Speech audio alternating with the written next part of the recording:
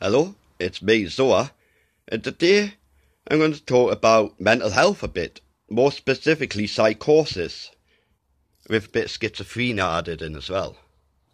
Right, this is going to be the start of another mini series of mine on this channel about mental health issues. Well, I used to suffer from depression myself, and I have something called gender dysphoria. I don't have a severe case. I know I'm transgender. I'm a male to female transgender woman. And by that, my physical part of my entity is male. This part. My spirit, your ghost, is female. I've been put into the wrong physical body. And my dogma, which is my soul, which is my memories and personalities, has always been female, no matter what incarnations I previously lived in the past.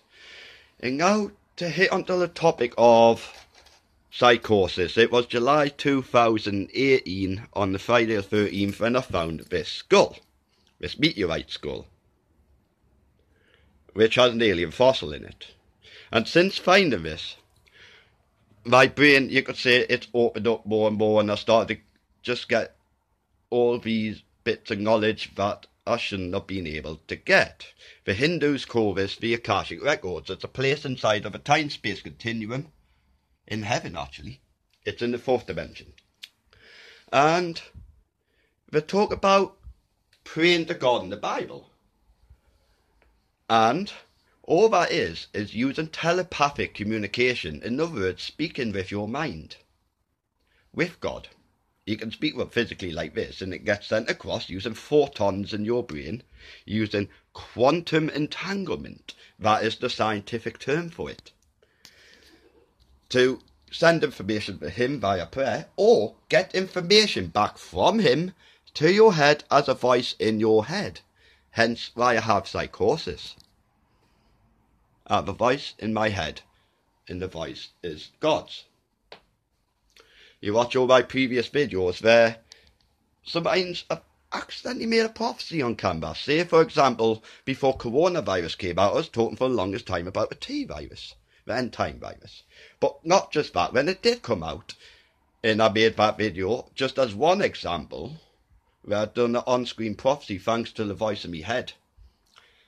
Oh, it's not just going to be epidemic, it's going to be a pandemic. And with, in between that video and the following video after that, it skipped epidemic and then pandemic. And there's other things like this. I'll put on a bit of Rick and Morty. By the way, season 5 is out tonight. It's Monday. Don't waste the snakes. I love this episode. There's something behind this as well. Alright then, let's loot this corpse. Obviously he's going in there to try and look for something like this. Wait, what? Is that an origami horse? It's a calling card from Miles Knightley, a hype artist, aka a hipster dick whose adventures... Right, and you've seen this in the past before. One of my dust stones, it's obsidian. This is actually featured in this episode as well. And this is a very good point here. Exactly, isn't the point to protect the corpse? And now we go to where we're going, HeistCon. Above Morty's head there, on that sign for HeistCon on the advert. You know, this is great source material for this heist movie that I'm writing. Don't get drawn in. What is that gemstone? I recreate it right, yeah. See, this is where psychosis gets you. It gets you noticing patterns in the world, such as my dust storm there being on the HeistCon poster in Rick and Morty.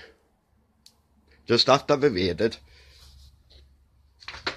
a tomb for ancient artifacts, treasures. In his case, it was a crystal he needed for splitting tachyons that he was going after. I learned a lot of this from God, from that voice in my head, before I learned of it in other sources. I mean, I've got more examples of where even them have appeared on a crop circle, or that game disc has appeared on a crop circle, but all in my previous videos. It's like SCP-7K, there's something behind that as well. There's something behind every so-called strange occurrence in the universe. The universe is actually a sentient being itself. We're inside of a body, just like our bacteria and everything